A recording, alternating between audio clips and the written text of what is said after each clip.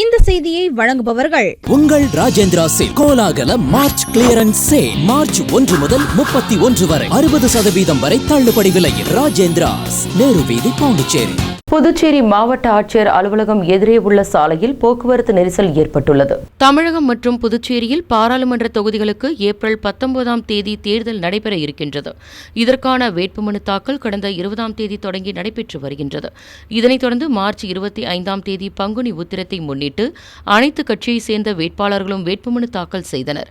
இந்நிலையில் மார்ச் 27ஆம் தேதி இந்தியா கூட்டணி சார்பில் வேட்பாளராக தேர்ந்தெடுக்கப்பட்ட வைத்தியலிங்கம் வழுதாவூர் சாலையில் உள்ள மாவட்ட ஆட்சியர் அலுவலகத்தில் மனு தாக்கல் செய்தார்.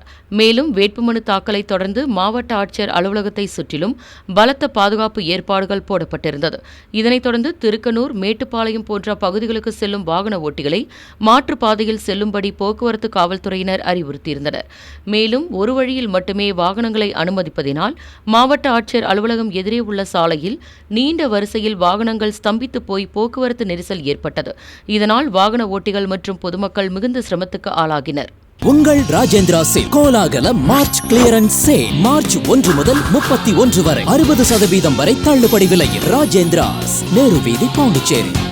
உங்கள் AMN டிவி செய்திகளை யூடியூபில் உடனுக்குடன் காண AMN டிவி பாண்டிச்சேரி சேனலை சப்ஸ்கிரைப் செய்யுங்கள். பெல் பட்டனை மறக்காமல் கிளிக் செய்யுங்கள்.